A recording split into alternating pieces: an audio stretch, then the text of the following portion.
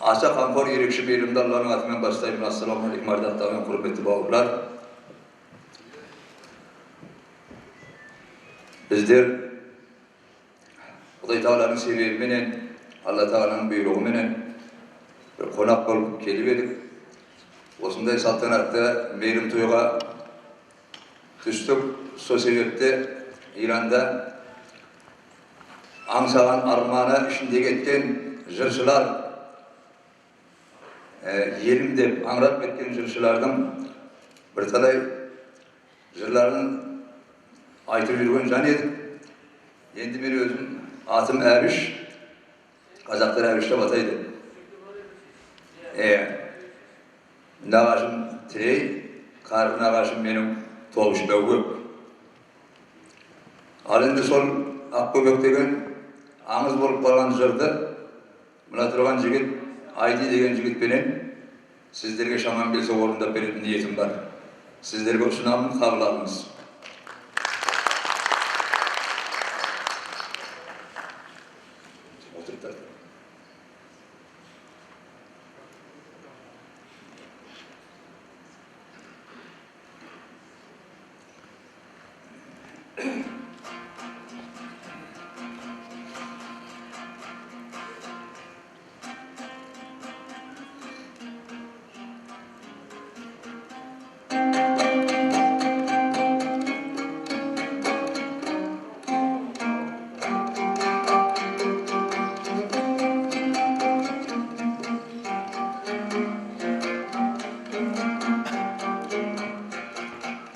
Akböbök etkenin boyu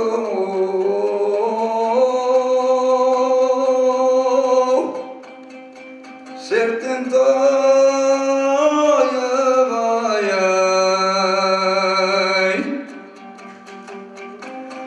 adamda yallayra da yok böbök janatım hayevum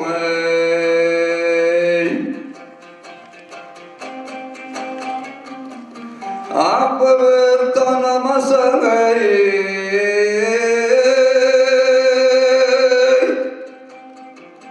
tanıtayına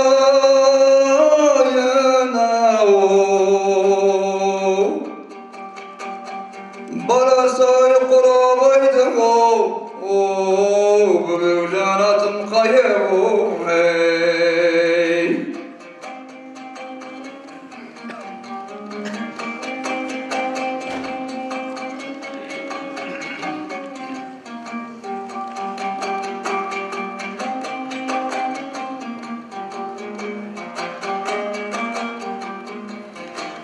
Gözümden aynalayılay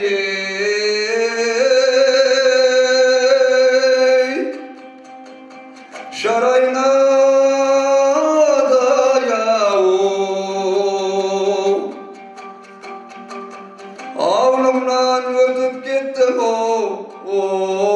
böbök can avaylamayım Bersim de karar malımda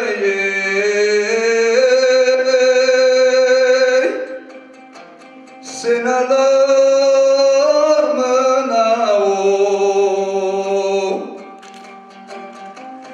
Özsem de budur yedin böbökten karaylamayım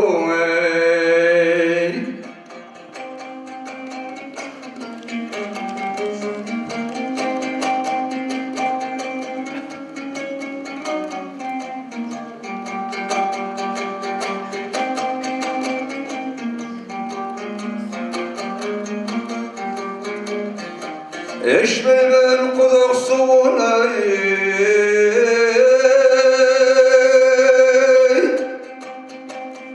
bulakları ayay Men baskatımda yok böbök can kulattırım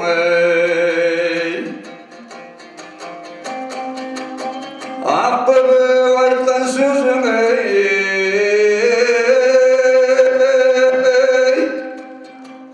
Yestin ketmesa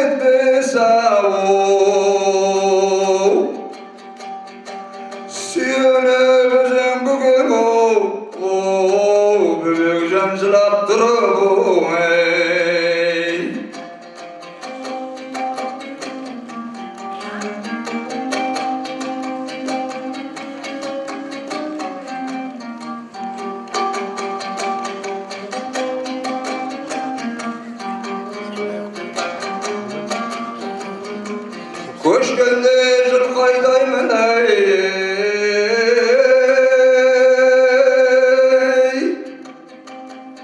қарай менен ау, бір қолым кесіп алдым оу, бөбекжан арай менен ей. Adaydan tangda balgaday,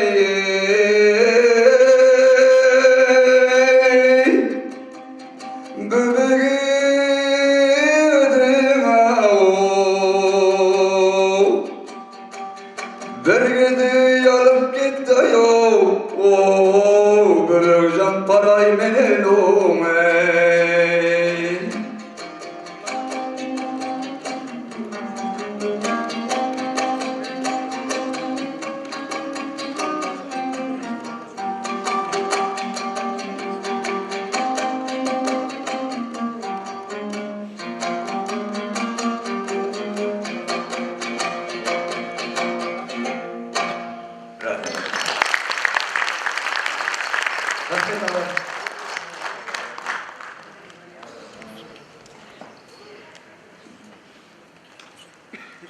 Қайып Ақбөбек оқиғасын зерттеп, Қайыптың әндерін, жыр-саздарын жинақтаған ғалым Қабиболла Сыдиқов Тәжікстан экспедициясында бірнеше нұсқаларын жазып алып берген болатын.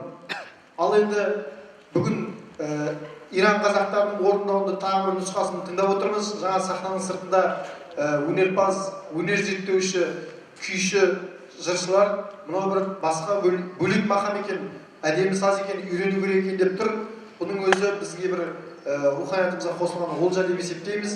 Енді Ақбөбек Қайып оқиғасын, Ақбөбектің Иран асқаннан кейінгі тағдырын, жалпы Маңғыстау ғашықтары тақырыбын зерттеп, кітап жазған «Сыбызғы сыңсып жылайды» атты Иран қазақтары туралы кітаптың авторы, жазушы, Қазақстан Республикасы жазушылар одағының мүшесі, өлкетанушы Отыншы Көшбай ағамызды және ақын Махамбет атындағы сыйлықтың иегері, Қазақстан Республикасының мәдениет қайраткері Сабыр Адай ағамызды сахна төріне шақырамыз. Барғанда менің қызметім сол кездегі бір жас келген ақсақалдармен пікірлесу, дидарласу, Маңғыстаудың өткен туралы бір заттарында қалған нәрселерді жазып алу, тыңдап алу деген сияқты болды.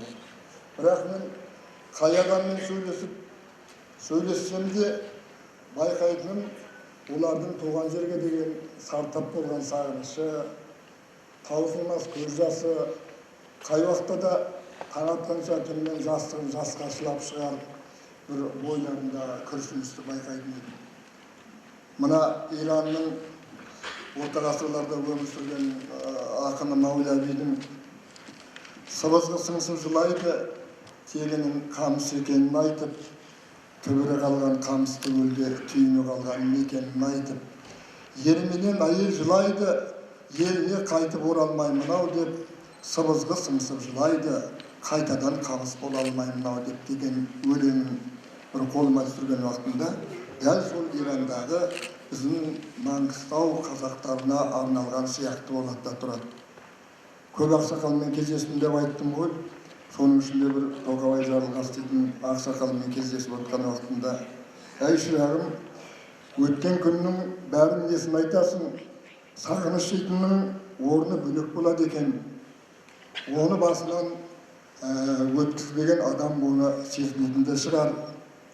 Бала кезімізде көшіп келдік, сонда бір ақсақал болып, Маңғыстаудан көші-қонын анау-мынауын тиеп алып келген бір түйесі бар еді. Түйе аңырсып күн сайын қашқысы келеді, сол кезде тұсаулап оны жібермейді екен. Бір күні барсам, түйе өліп қалыпты, Қарангел. Қарангелдің басын сүйеп тұрған шал мен барған бойда жылады. Ай, ақымақ екенмін. Арқамнан орынсыз қамшы тисе де, жаныма артық сөз айтылса да жүре беретінін өзімдей көрдім-ау. Егерде мен бұл түйені қоя берген уақытында, ол әлде қашан өзінің туып өскен жері Маңғыстауға баратын еді деп, шалшылады деп айтып еді. Сол шал таңертең шығып қой бағатын көрінеді. Қой баққанда енді Маңғыстау Иранның солтүстігінде ғой. Осы солтүстік жағына қарата барып қой бағады. Мен қасына барып айтамын дейді. Отағасы ол жақта шығып атқан шөп шамалы. Былай қарата сен неге бақпайсың десем, әй қарағым ай, сен нені білейін деп едім. Мына жаққа қарата 3-4 шақырым жүрсем де Маңғыстауға бір табан жақындағандай болам ғой. Сен білесің бе, терістіктен соққан желден мен соны үстірттің үстіндегі анда-санда жаңағы жусанның иісін сезгендей болам деп жылайтын еді деп жаңағы ақсақал маған осы әңгімені айтып еді. Сондықтан бұл туған жер, оның сағыныш деген бөлек, тағы бір адамды тебірентетін бір әңгімені айтып еді. Туған жерге деген сағыныш күндіз-түні ойлайтынымыз сондай ма? Барған әзірде 2 жылдай жас келіндердің өзі бала көтеруден бақты еді. Қорқып кеттік. Біздің өміріміз тоқтап қалды ма? Әлде бір Құдай тағаланың қарғысына ұшырадық па?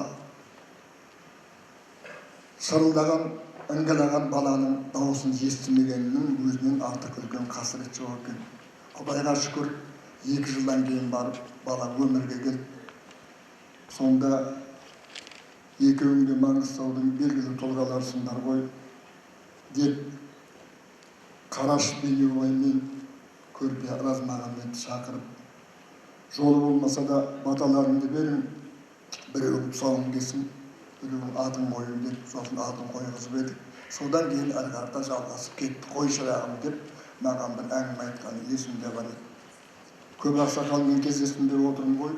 Соның ішінде Размағамбеттің баласы Шарғимен кездескенімде жаңағы айтып кеткен Ақкөбек әні жөнінде мынандай әңгіме айтты. Ән жөнінде емес, Ақкөбек жөнінде. Ақкөбек пен Қайып жайы белгілі. Ақкөбек осында қайтыс болғанда әшейіндегі кедей мен бегейдің арасындағы бір жанжалға осы Ақкөбек кінәлідей болып, бірін-біріне қарсы сөйлеп отыратын адамдар үлкен күшсіз жоқ. Бірдей Ақкөбекті қойып атқанда түгел жылады. Сонда мен жастауымын, апырмай кеше бір-бірімен ренжісіп естіп жүрмек, бүгін жылағасын деп ойлап едім. Бақсам олай емес екен ғой. Ақкөбек Маңғыстаудың өмірлік мақтанышы, махаббатының қызыл гүлі екен. Ақкөбек пен Қайыптың ортасындағы екі әңгімені айтып, екі рудың арасындағы нәрсені жамандаймыз деп отырып, бұл жұрт Ақкөбекті өзінен жоғары қарата асқақтатып отырады екен ғой. Мен сонда соған көзім жетті деп сол әңгімені айтып едім. Содан кейін жаңағы консулды айтып кетті, мына исламды айтып отырып, 92 жылы Иранның жеріне алғаш рет президент келіп кетті. Ой, Қазақстан тәуелсіздігін алды, ақ патшасы келейін деп жатыр деген уақытта бүкіл Иранның жан-жағындағы тұратындар қолынан келгендері ағылып Тегеранға барды. Апырмай әшейінде Шурави деп біздерді жүргізбейтін біреулер самолеттің алдында Парсының әскерлері сынбай тізіліп, жаңағы траттан маңдайы жарқырап президентті түсіп жатқан уақытында бар қазақ теңселіп кетті. Ақсақалымыз сақалы жасын жуып батасын беріп, еңгезердей жігітіміз еңкілдеп отырып ақсарға шығып еді. Сондайда күнге жеттік қой деген өте бір жақсы бір әңгімелерін айтқан болады. Енді мына Тойжан Бабық дейтін бір ініміз болды, өмірден өтіп кетіпті. Топырағы тоқа болсын. Сол маған ана Ақкөбектің жатқан жерін көрсетіп, дәл осы жерде жатыр отын шалып. Бұның менің білетін себебім қасында шешемін жатыр еді. Мен былай жүрген уақытында солардың басына соғып кететінмін. сол Ақбөбек өмірден өтердің алдында менің шешеме өмірден өтіп барам, Есбергеннің соңына келіп, еріп келіп, осы жерде болдым. Үйрендім, бойым үйренген шығар, өмірге балалар әкелдік. Осымен қайып, жадымнан шықты, ұмытты десем, күні ертең барайын деп тұрған Құдайдың алдында күнәһар болармын. Әлгі өмірден өткен адамдар қайтадан мына жерде табысады дейтін шығар, сол табысып та қалатын шығар. Сыр қылып саған айтып отырмын, мынау менің баяғы гүрлеп Ақбөбек болып жүргенімдегі өзімнің тағынған сырғаларым, сақиналарым еді. Ішінде қайыптың да өз қолымен соққан көзіндей болып ұстап жүрген нәрселерім бар еді. Бәрі де адыра қалып, кейін қалып бұратыр. Ең болмаса менен естелік болсын, ертең сүйегіме кіргенде осыны өзімнің қатар жүрген жаңағы әйелдеріне таратып бересің деп айтып еді. Содан кейін барып, тағы бір солардан естігенім, бұлардың бойындағы әлгі Төлеген Айбергеновтың аруана жаудың қолына түссе ботасын шайнап өлтіріп, қаралы мойнын қайтадан артқа бұрылмастай халге келтіріп, жеріне тартып отырады екен, моншақтап жасы боздау, мен омырауын жерге толтырып дегені бар еді. Мен дәл мына ирандық ағайындардан сол туған жерге деген бір сағынышы бөлек аруанадай көрем деп тұрам. Мына ақсақалдармен кездесіп отқан уақытында сол кезде мына шарғи қатарлар енді 80-ге келіп қалған, Маңғыстаудан кеткенде олар 10 жастағы балдар, 9 жастағы балдар. Солар Иранның жерінен сұрасам көп ештеңе айта алмайды да, ана Маңғыстаудың жеріне келген уақытында, ай, анау Мәлібектің құдықтың мына бір терістікке қарата 2 километр дей ме, 1 шақырымдай жерде ме әулие тұратын еді ғой. Ауылдың алдында бір тақыр болатын сияқты дау деген әңгімені айтады. Сонда мен айтатын едім, ақсақал 70 жыл тұрған Ираннан бірдеме сұрасам білмейсіз, Маңғыстауды қалай білесіз дегенде, әй қарағым-ай, Маңғыстаудың жерін ұмыту тіпті ешқандай мүмкін емес қой. Менің жадымда жыр болып жатталып қалған қой деп еді. Шарғи ағамыз айтып еді, ана өзінің Ферейдун дейтін баласына ренжіп отырып, мына тұрған сенің інім деді маған, 10 аяқты мәшинасы бар, дәулеті бар, өзінше. Жыл сайын біресе мына Қызыл теңіз жаққа кетеді, біресе мына жаққа кетеді, табыс тапқан болады. Елге қайтайық десем, бәлендей мені кейде жақтырмайды. Сен өзің бар дейді, мен өзім барам, өзім қалай барам? Қазір қартайдым, жасым келді, сүйегімді сүйретіп барам ба? Жаңа мына ислам айтқандай, мен барғаннан кейін өзімнің еліме бір қолғабысымды тигізетіндей бір жағдайда мен баруым керек емес пе? Деп, жаңағы баласына өкпесін айтатын. Содан кейін барып, жаңағы Шарғидің тағы бір айтқаны, осы Иранға келіп, осынан осы Маңғыстауға орналасып, артынан барып, кейін қайтып кеткенде ағайындар болыпты. Ал неге қайтып келдің деп жаңағылардан сұрасам, қой, Маңғыстау деген қиын жер екен, орыс екен, бәлен түген, қызым орысқа шығып кетір, бәлен түген деп қайтып келдім дейді. Сонда Шарғи айттым дейді, оттаған екенсің. Осындай қиын жағдайды бізде көргенбіз кешегі жаңағы революцияға дейді. Сен өткенше Маңғыстаудың жеріне, тәліміне, тәртібіне көнбедің деп, келсе үшін деп неге айтпайсың дейді. Міне, сондықтан мен бір сол болған 2 жылдың ішінде мына қасымда Ниязы бар, Ниязым деп отырмын енді. Бірге жүрген жақсы ініміздің біреуі. Осылармен жүргенде біраз материалдар жинадық. Бұл жинаған материалдардың ішіндегі менің түйгенім, бойыма сіңіргенім, туған жерге деген сағыныштың орнының тіпті бөлек болатыны, оны басына түспесе ешкімнің сезіне алмайтындығы. Сондықтан өзің жаратылған топырақтың, өзің ертең қайтадан барып бітесің топырақтың орнының бөлек екендігі. Кетіп баратып, жаңа бір Тоқабай ақсақалмен жолыққанымызда, айналайын, 10 шақты күн Иранда болдым, үйдегі жеңгең ауырып қалды, ең болмаса бір күліп отырып, бір шайды қара суда бере алмадым ау деп қиналып, ойбой ағажан-ай, оның несін әңгіме қыласың?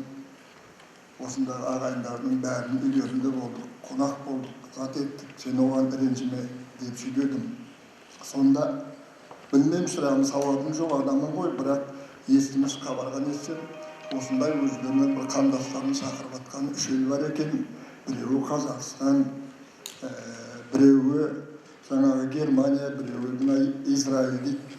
Біздің Қазақстан сонысына қарағанда өте жақсылау деп отырмыз. Шамамыз жетсе, қолымыздан келсе елге барармыз деп өткенде сен бір әңгімелер айтып отқан уақытында арасында бір Маңғыстаудың мен бір әңгіме айтып отырып, бір ойыма келіп қалған уақытында мына өзімнің қатар жүрген мына інілерім Светқалидың, Сабырдың өлеңдерін сөйтіп айтты деп айтатыным бар еді. Сонда жаңа айтып едің ау, Светқали дейтін бала аңсатып жеткен, шаршатып жеткен, ай бостандық деп шыннан да шаршатты ғой бірсі қарағым. Үміт үзіле жаздағанда барып мынандай барып келді ғой. Әлгі құнан орыс бала Сабыр дейтін Қазақстан жалғыз ұлы қазақтың дептау апырмай сұңғылай екен шіркін. Әулиедей, Маңғыстаудан әулиедей ұлдар тумауы мүмкін емес қой. Қайда жүрсең де аман бол, елге сәлем айт деп бауырыма енгенде жаңағы ақсақалдың екі жауырыны бүлкілдеп тұр екен. Туған жерге деген сағынышын сездім. Шаман білетін болса, сол келгеннен кейін осы ағайындар туралы қалам тербедім. Басынан өткендерін осы кітапқа да бір газеттерге жазып жатырмын. Ал енді мына бүгінгі болып жатқан мына тойдың, мына басқосудың орнының ерекшелігі қазіргі кейінгі ұрпақтарға үлгі өнеге болатыны ол даусың ашық. Аман болыңдар ағайындар, сау болыңдар.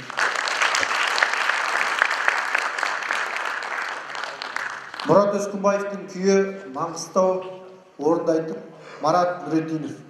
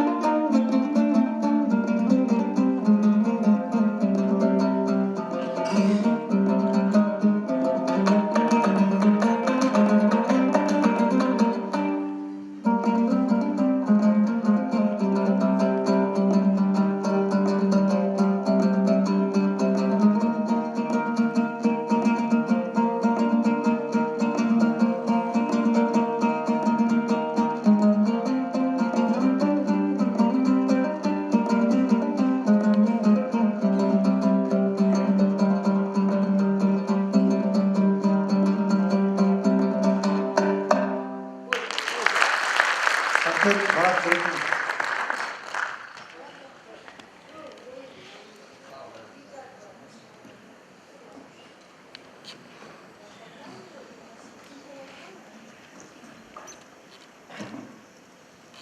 Ассалаумағалейкум, көпшілік. Жаңа Отекең осы жерде керемет әңгіме айтты ғой. Бүгінгі жиынның болуы, бүгінгі осы басқосуымыз, бұл бұрынғы басқосулардан өте ерекше басқосу. Осы жиынды ұйымдастырып жатқан азаматтарға, билік өкілдеріне, мәдениет қызметкерлеріне, елдің қайраткер азаматтарына бәріне алғыс айтайық. Енді біз жаңағы шетте жүрген қазақтардың жүрегіне саяхат жасадық. Олардың қаншалықты қайғы қасіретпен, қаншалықты сағынышпен ғұмыр кешкенін айтып жатырмыз. Тағы бір ескеретін нәрсе, елді біріктіру үшін, елдің сол бұдан былайғы жерде осы басқосудың игілігін көру үшін, осы киелі топырақта, ата жұртта, Маңғыстауда, қазақ елінде осы қаңырап қалған ата жұрттың қабырғасы болып, соның шаңырағын құлатпай ұстап қалған азаматтардың жүрегінде ондай ұлтқа деген сағыныш жоқ деген сөз емес қой. Мысалы, жаңағы Отекеңнің жан күйін бүкіл сол оралмандарға, бүкіл қазақ диаспорасына деген, сол жердегі қазақтың көңіл күйіне деген азаматтық түсінігі, қамқорлығы, соның жан күйі, көзіне келіп мөлтілдеп тұрған жасы, соның бәрі осы елдің сол кеткен бауырларға деген көрінісі. Егер қазақ халқы әрбір сәт сол бауырларын ойламағанда, соларды күні-түні сағынбағанда, соларды күні-түні қамқорламағанда, қазақ мемлекеті болар ма, болмас па еді. Сондықтан біз қайда жүрсек те, анау жабайы ұшқанға жиналған ителгі сияқты барлығымыз да бір-бірімізді сағындық, барлығымыз да бір-біріміз үшін қымбат болдық. Соның дәлелі бүгінгі міне бас қосып жетістікке жетіп отырғанымыз. Енді мен алдыңғы әңгімелерді қайталамай, әрине жүректе мұң бар, сағыныш бар. Мысалға қараңыз, осы соңғы статистикаларда айтып жүр ғой, жаңа Маңғыстауда қызыл үкіметке дейін 360 мыңдай халық болды, 330 мыңдай халық болды. Соның бар жоғы 10% ғана, осы 10% ғана Маңғыстауда қалды, қалғаны қуғынға ұшырады деп. Сонда ойлап көріңізші. Әрбір отбасында бір 10 адам деп есептесек, 9-ы кетіп тұр. 9. Сонда ойлаңыз, 9 тумасынан, 9 кіндіктесінен, 9 құрсақтасынан айырылған шаңырақтың иесінде қандай көңіл күй болуы мүмкін? Ол бір күнде соларды ұмытуы мүмкін бе? Бір күнде қасіретсіз өмір кешуі, ғұмыр кешуі мүмкін бе? Бұл біздің ата жұрттағы ағайынның жан күйі. Оның үстіне бүкіл қазақ даласындағы азғантай қазақты алдыңғы алашордашылардың тегеурінінен қорықты ма? Я одан бұрынғы тарихтағы біздің халықтың ірілігінен қорықты ма? Бізге алабөлі бір аса бір қатыгездікпен қарап, ауыздарын байлады, тілдерін кесті, құлақтарына қорғасынды құйды, көздерін ойды. Ешқандай бірде-бір өзінің мен деген сөзін, мен қазақпын деген сөзді айттырмаудың барлық амал әрекеті жасалды. Сондықтан бұл әлгі қазақтың қайда жүрсе де ортақ қасіреті міне осындай көріністі. Екінші бір мәселе, осы Лепес қажы ма, әлде бір осы оралман ақсақалдардың бірінің аузынан естідім. Кезінде біз оны Шүкең газетінде жаздық та. Осы Маңғыстаудан босып бара жатқанда баланы көтеріп бере жатып, сосын енді біраздан кейін бойларындағы күш қуаттары кетіп, естерінен адаса бастағасын, өздерінен кейінгі бір көштің қолына түсер, мүмкін бір Құдайдың себебімен тірі қалар деп, қолындағы 3 жасар қызын бір төбенің басына тастап, ары қарап жылжыған дейді. Сөйтіп келе жатса, әлгі бала жанталасып жүріп, бір 4-5 төбешіктен кейін әлі көшіп баратқан көштің алдынан жылап қайта шығыпты бала шырылдап. Сонда жаңағы артына жалтақтап қарап зареңдеп келе жатқан анасы баласын бауырына қайта басып, біраз жүріп тағы да болмайтын болғасын. Енді бұл жолы тағы да алдымыздан шығып, осындай қиыншылыққа душар болмайық деп енді үміт етіп келатыр ғой, арттан біреу алар да жаны қаларды. Етегіне тас түйіп, етегіне тас байлап, бала орнынан тұра алмайтындай қылып сөйтіп тастап кеткен екен дейді. Міне кеткен халықтың Маңғыстауға деген. Сөйтіп етегіне тас түйіп, құрсақ етінен шыққан жүрегінің жартысын Маңғыстауға түйіп кеткен оралманда, сол жат жерде жүрген қазақта, қазақтың баласында бір күн Маңғыстауды ойламауға мүмкіндігі бар ма? Менің көз алдыма кейде сол Маңғыстау етегіне тас түйіп алып, әлде де кейде шындырып, арасында жылайтын сияқты болады да тұрады.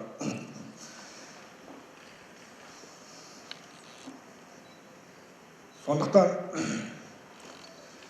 бізге осындай қиын сәттер, осындай тарихи зобалаңдар қайтадан келмейді деп ешкім кепілдік берген жоқ. Біз Құдайдың бір кеңшілігі менен, әулиелердің құрметінен, азғантай халықтың көп тілегінен, әрқайсымыз әр жерде жүріп жылап еңіреп жүрген көзіміздің жасымен жұлынған, бұрын төгілген тер, жүректің қанының есесінен бір тәуелсіздікке қол жеткіздік, Құдай сәтін салды. Бірақ бұл айналаны көріп отырмыз, айналадағы елдерді көріп отырмыз. Бұндай жағдай енді қайтып қайталанбайды. Біз осылай тек маңдайымыз жарқырап кете береміз деген сөз емес. Жаңа біз айтып отырмыз, 3 ел, Израиль, Германия, Қазақстан осындай мүмкіндік туғызған екен деп. Енді біз Израильдің жағдайын білеміз. Қалай құралда, қалай ел, олар өз алдына, бірақ қандай ел болып отыр қазір. Күшін айтып тұрмын. Сабақ алды тарихтан. Германия, оларда ана бірінші дүниежүзілік соғыс болды, екінші дүниежүзілік соғыс болды. Әртүрлі себептерменен тарихи талқыға түсті, 2 бөлек ел болып тұрды. Тарихтан оқылап тұрып сабақ алды, шапалағын жеді. Бірақ содан нәтиже шығарып, қазір көріп отырсыздар қандай ел болып отырғанын әлемде. Оның үстіне осы 3 елде осындай жағдайдың болуы, ана екеуін әлемдік дәрежедегі салмағын білесіздер. Демек, біздің салмағымыз дәл қазір ондай болмаса да, қайғы қасіретіміз солардың салмағымен бірдей болып тұр. Қайғы қасіретіміз тарихтан жеген таяғымыз. Сондықтан елбасына да, елге де рахмет, осындай мүмкіндік туғызған. Біз олардың жақсылығына, сол жақсы, ол елдердің жасап жатқан жақсы игілік істеріне, өзіміздің елбасы бастаған жақсы игілік істеріне алғыс айта отырып, енді қалған жағында солардың сондай ірі ел болып кеткен, енді қайтып сондай қайғы қасіретке ұрынбайтындай, енді Құдай біледі ғой дегенменен, өзін өзі қорғай білетіндей жағдайға жеткен мүмкіндіктерін біздер де қайталауымыз керек. Мәселе бүгінгі жиынның да бір шеті сонда жатыр ғой деп ойлаймын. Енді бұл адам, мысалы бір кезде босқындықты айтатын болсақ, анау жұмақтан қуылғалы адамның бәрі босқын. Бұл босқын емес, жердің бетінде адам жоқ, бәріміз де сол босқындық жүрген, сынақта жүрген жанында пенделеріміз, бәріміз де босқынбыз. Ал елден кету трагедиясын айтатын болсақ, бір орманда өрт болса, ол жерден құмырсқа да, арыстан да ұрпағы үшін оттан шығуына тура келеді. Бір кезде Меккеден Мәдинаға пайғамбар кетті, саллаллаху алейхи уассалам. Неге кетті? сол жерге қайтадан дінді әкелу үшін кетті. Дінді сақтау үшін кетті. Соны өркендетіп бүкіл адамзаттың баласына жаю үшін Құдайдың құдіретімен, Алланың қалауымен кетті. Соны іске асырайын деп кетті. Халық дегенде Құдайдың бір аты дейді. Әртүрлі тарихтың талқысында халық сол ұрпақтың рухани құндылығын сақтау үшін, атадан балаға мұра болған ұлттығын, қазақтығын, дінін, ділін, тілін сақтау үшін дүниені төрт айналды. Оны қазірде анау елдерден көріп жатырмыз. Сондықтан барлығына тәубе етіп, шүкір етіп, осы күнімізге шүкір етіп, алдағы уақытта бірлікті ойлап, берекені ойлап, жақсылық, игілікті ойлап, осындай басқосулардың арты ұрпағымызға ең бірінші кезекте бірлікті тарту ету керек. Біз жер бетіндегі 7 миллиард халықтың ішінде бар жоғы бір 10 миллионға толар-толмас қазақ, былайынша айтқанда бір қаптардың ішіндегі жалғыз бидай сияқтымыз. Сондықтан бізге ең керегі сол бірлікпен татулық, содан кейін әуелі имани тазалық. Енді менің тағы бір айтатыным, осы жерде өз шаңырақ өлең төсегімізде тұрып айтайын дегенім, оралман деген сөзден осы біздің мына журналистер де, жалпы сол көші-қон орталығы да, зиялы қауым да осы оралман деген сөздің қалай баламасын тапсақ болады, қалай біз кеттік, келдік, я болмаса деп ортаға жік салып тұратын сөзден қалай бір тұтас ұлттық рухқа айналатын, бәрімізге мақтаныш туғызатын, бәріміздің жүрегімізге жылы тиетін сөзді қалай табуға болады деген пікірлер болды. Мен пікірімді ешкімге таңбаймын, бірақ қазақтың бір ұлы ретінде пікірімді айтуға тәуекел жасаймын. Сөйтіп Заман Қазақстан газетіне мен мынау пікірімді жолдағанмын. Тек бір минут уақыттарыңызды бөліңіз. Халық алтын, алтынның сынығы да алтын. Біз үшін қазақ халқы сом алтын. Жат елдер мен аймақтарда жүрген қазақтарымыз да сол сом алтынның сынықтары. Алтынға алтын қосылса, кенге, қазаққа қазақ қосылса, елге айналмай ма? Сондықтан оралман деген сөзді алтын көш деген атаумен ауыстыру керек. Себебі алтын көш ұлттық бауырластық пен тұтастық, тарихи тұрғыдан мәні мен маңызын өзгермейтін өміршеңдігін бейнелеп тұрар еді. Елдің қайта бас құрап, дәуірлеп, сындарлы кезеңді бастан кешіп жатқанының да хабар берер еді. Көшіп келу мен күтіп алушының қандас бауырларымыздың ортақ мүддесін бейнелер еді.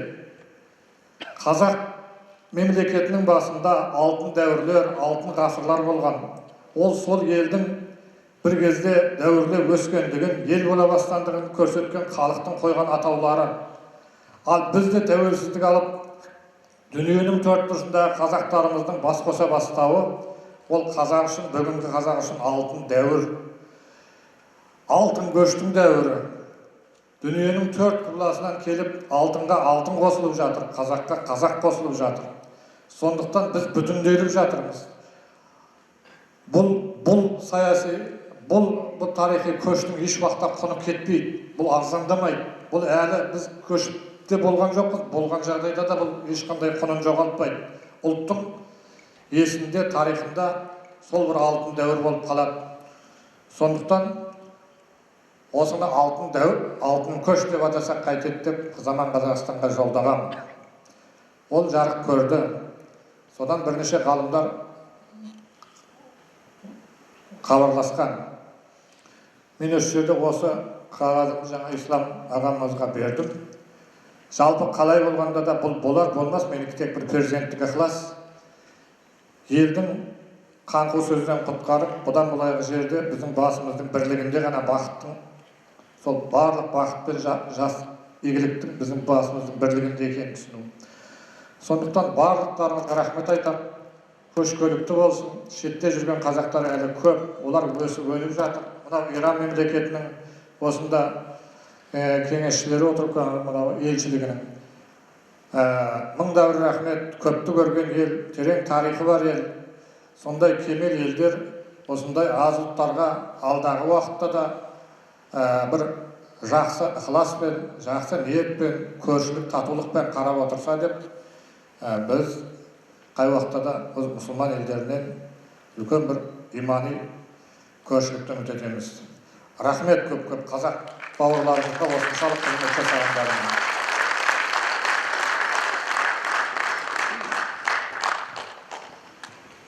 Рахмет Сабыраға.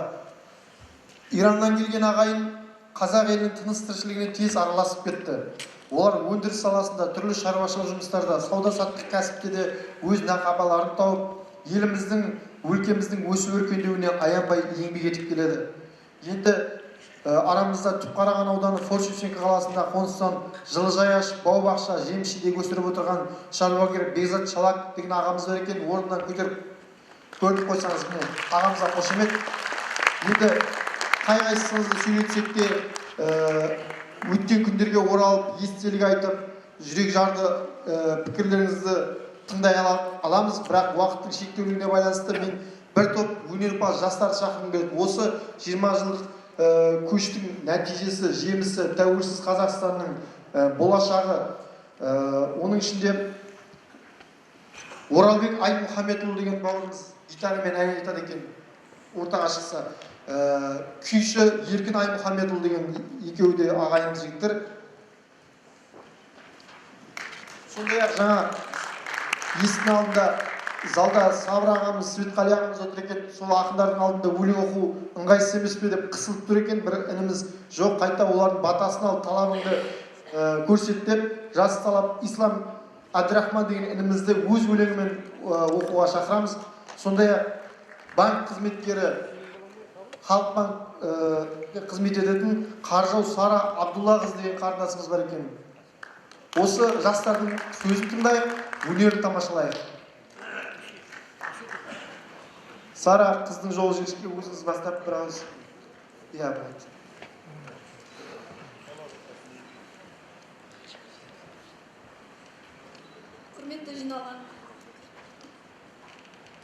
Құрметті жиналған қауым және елінің болашағы үшін жан аямас ардақты ағалар мен апалар. Бүгін ақ түйенің қарны жарылған күн. Өйткені Иран қазақтарының атамекенге қоныс аударғанына 20 жыл толды. Ең әуелі мен өз ризашылығымды бүкіл әлемді және біздерді жаратқан Алла тағалаға білдірсем, екінші Қазақстан Республикасының елбасы Нұрсұлтан Әбішұлы Назарбаевқа алғысымды білдіремін. Себебі мен қателеспесем, елбасының қазақ деген халықтың басынан өткен бірнеше азаптары, соның ішінде ашаршылық кезінде және соғыстан кейін әлемнің түкпір-түкпіріне, мәселен Иранға, Қытайға, Түркияға, Европаға, Германияға амалсыздан қоныс аударған қазақтардың басын қосып, өз отанына, яғни Қазақстанға көшіріп әкелу барысындағы қазақтардың құрылтай жиналысы атты бастамасы арқасында біздер Иран қазақтары дер кезінде ата-бабамыздың кіндік қаны тамған жерге оралды. Мен сол кезде небәрі 5 жаста болғанмын. Сол үшін де қуанамын. Өйткені мен кішкентайымнан қазақ тілін, әдет-ғұрпын, дәстүрін тез меңгеріп алдым. Бүгінде қалаған білімімді алып, белгілі бір маман иесі болдым.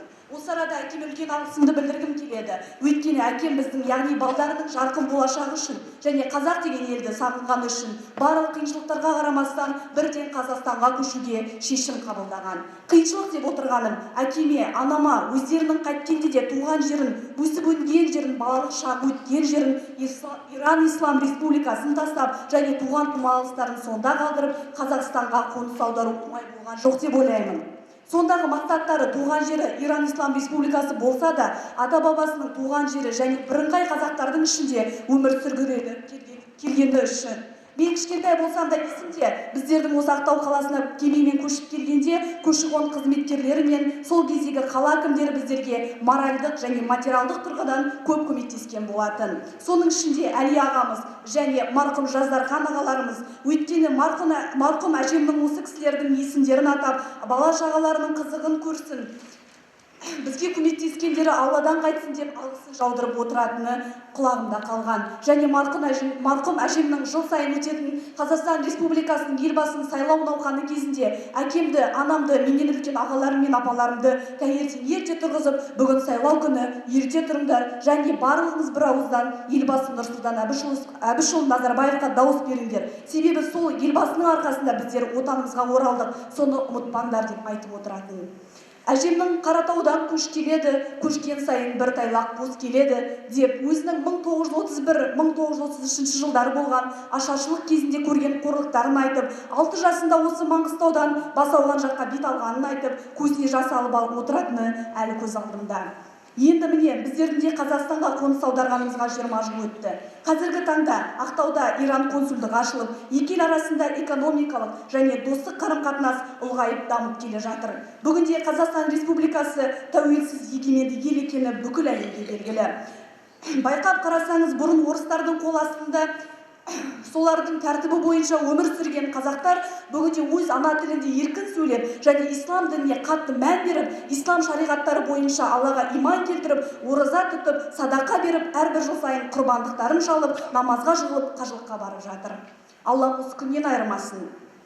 Сөз соңында айтарым, мен осы жиналыс болатынын естігенде өз алғысымды ақын болмасам да қағаз бетіне түсіруге және сіздерге жеткізуге тырыстым.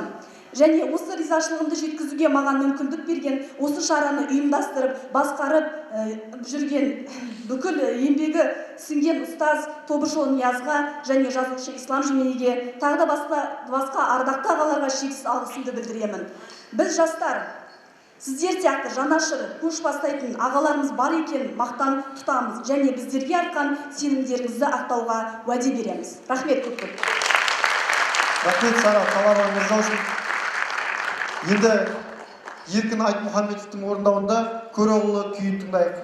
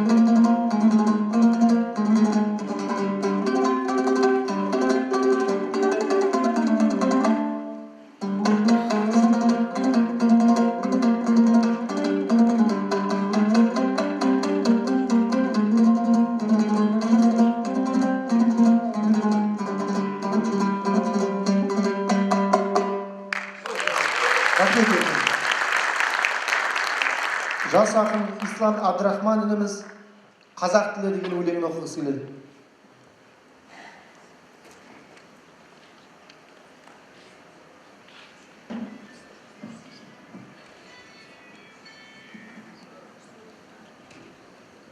Ассалаумағалейкум.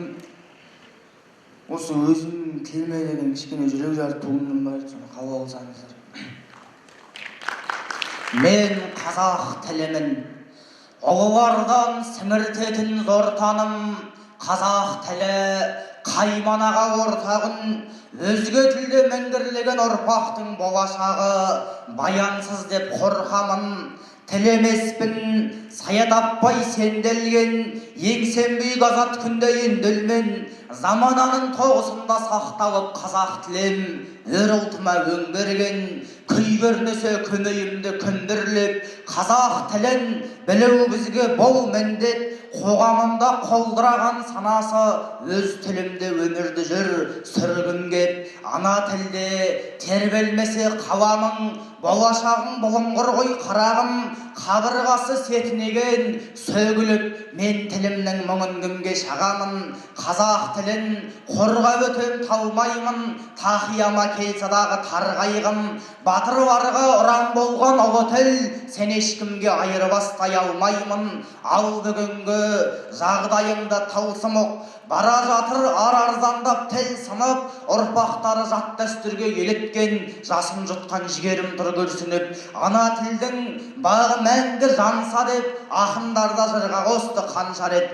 жүрегімді суырып алыңдар туған тілім тіл болдан қалса деп бөгде тілдің заңы бізге жүрмек пе самға қазақ қырандары кел көкте қадір атам өзге тілдің бәрін біл демеп пе еді өз тіліңді құрметте сараласаң мұның өзі заңдығым салып тастап жат дәстүрдің барлығын өзге тілдің бәрін қазір құрметтеп өз тіліңді білу керек ал бүгін тосылмаймын арнап бағам жырымды бағзы болмыс сақталсыншы тұғырлы тіл жағдайы бара жатса төмендеп елдігіміз болар ма екен ғұмырлы бақ қуаныш үні шықсын жаңғырып әр арайлап ата берсін таң күліп салт дәстүрің орын теуіп қақ төрден қазақ тілі сақталсыншы мәңгілік.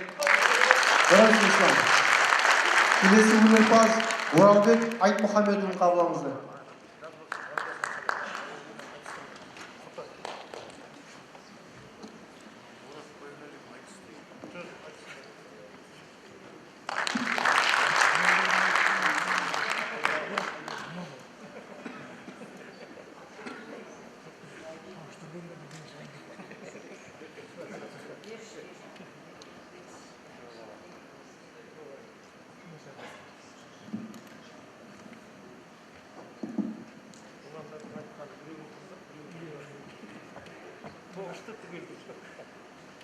Гитараның сүйемелдеуімен орындайтын әні өмірдің заңы қатал.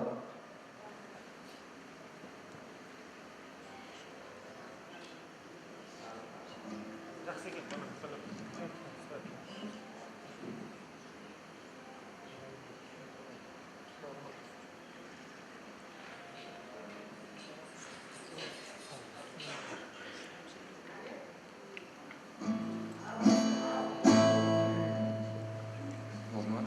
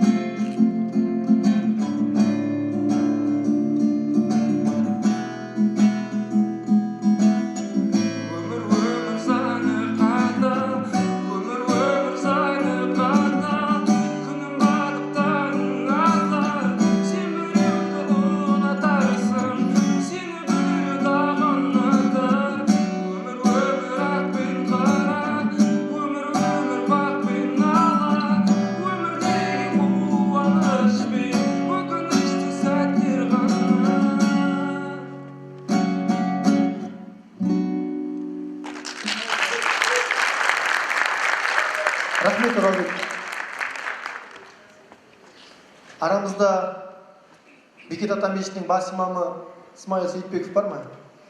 Ол ағамыздың айтуынша Ираннан келген ағайындардың барлығы да имандылыққа жақын.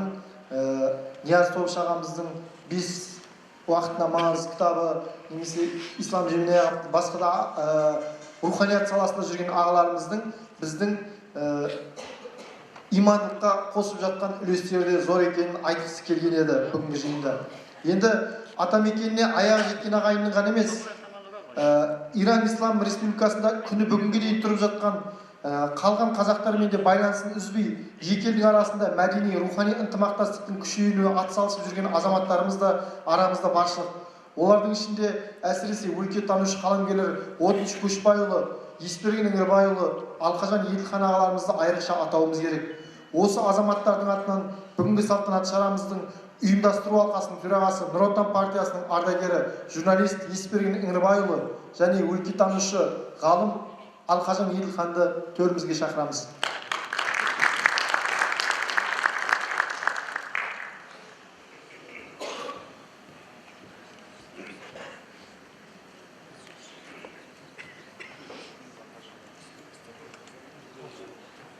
Ардақты ағайын, бүгінгі жиналыстың өзі, бүгінгі басқосуымыздың өзі ерекше жағдайда өтіп жатыр. Өйткені міне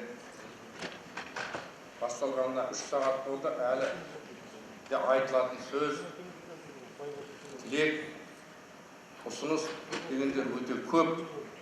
Жаңа жүргізуші айтып кеткендей, біздің Нұр Отан партиясы да осы шараның өтуіне өзінің үлесін қосып, ең алдыменен осыларды қалай бас қостырамыз, қалай ұйымдастырамыз деген мәселелердің барлығын бірлесе шешкен жайымыз бар.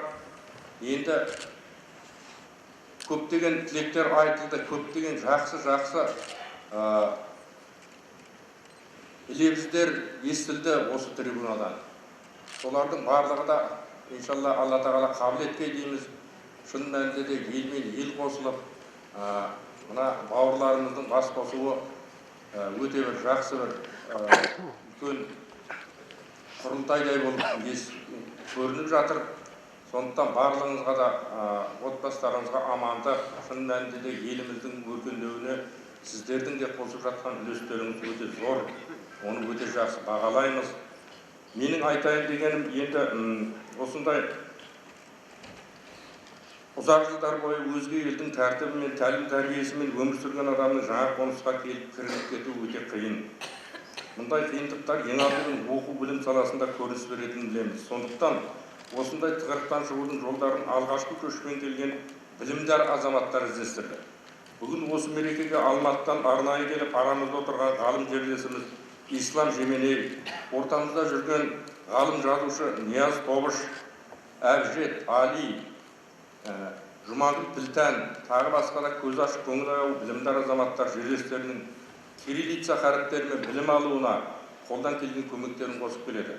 Мен ағайындардың басқа да еңбектеріне тоқталмай осы салтанатты жиында ұйымдастырған ғалым ініміз Нияз Тобыштың ерен қайрат жігермен оқу білім шығармашылық салаларында қол жеткізген жетістіктерін айрықша атап өткім келеді. Нияз Атажұртқа келген бетте бірінші болып жерлестерінің кириллица әріпімен сауат ашуға ден қойды. Әріптесі үлкен ғалым Ислам Жеменеймен бірге осы мақсатпен қазақ тілінің әріппесін үйрету деген оқу құралын басып шығарды. Қазақстан тарихына, әдебиетіне қатысты еңбектерді қазақ тіліне аударып, кітап етіп шығарып, көзі қарақты оқырман көпшіліктің игілігіне ұсыну болып отыр. Мәселен, көне Шағатай тілінде жарық көрген Тотнама атты қиссаны, Жаһаннама атты 1225 жылы жазылған әлемнің алғашқы жағрапиялық кітабын қазақ тіліне аударып басып шығарды. Сонымен қатар Иран ғалымы Махмуд Кияидің Иран қазақтарының салт дәстүрлері, Маңғыстаудың үлкен зерттеуші ғалымы Оразмағамбет Тұрмағамбетұлының Түш жору кітабы атты аса құнды еңбектерді қазақ оқырмандарына жеткізуі ғалымның терең білімін аңғартады. Жерлес жазушымыз Отыншы Көшбайұлының Ақбөбектің соңғы ән атты шығармасын парсы тіліне аударып Иран елінің оқырмандарына жолдауы да ел мен елді табыстыруға, таныстыруға деген үлкен үлесі екені сөзсіз. Бұл аудармалардың тарихи танымдық тағылымы мол. Нияз университеттің дүнияви іліммен қатар діни сауатты да терең ғалым екенін танытып береді. Ұзақ жылдар өзге елдің боданы болып, ата-бабаларымыз ұстанған ислам дінінің негіздерін үйренуден аулақтап кеткен жерлестерімізге намаз оқу, ораза ұстау, қажылыққа бару сияқты діни қағидаттарды үйретуден де Нияздың өзінің перзенттік парызы санап келе жатқан азамат. Ол бұл бағытта 5 уақыт намаз, қасиетті Әбіш Қожа, Ибрахим ақын Құлыбайұлының алтынды орда қонған жер атты кітаптарында басып шығаруға ықпал етті. Міне осындай Нияз Добыштың қаламынан шыққан сан алуан тақырыпты қозғайтын еңбектер қазір қалың жұртшылықтың игілігіне айналып отыр. Менің Нияз Добыштың еңбектеріне ерекше тоқталып отырған себебім, осыншама кітап жазып, жерлестердің игілігіне өзінің білімі мен күш-жігерін жұмсап жүрген азаматты бүгін өздеріңіздің қолдауыңызбен және Нұр Отан партиясының облыстық филиалы атынан облыс әкімінің жыл ғалымы номинациясы бойынша марапатқа ұсынуды жөн көріп отырмын. Ашығын айтсақ, осыншама еңбек жазып жүрген ғалымның еңбектері бүгінге дейін облыстық әкімдік тарапынан ескерілмей келеді. Жақсының жақсылығын айтып, нұр тассын дегендей, бүгінгі салтанатты жиында жерлестеріміз осы олқылықтың орнын толтырып, біздің ұсынысымызға қолдау білдіреді деп сенемін. Тыңдағандарыңызға рахмет.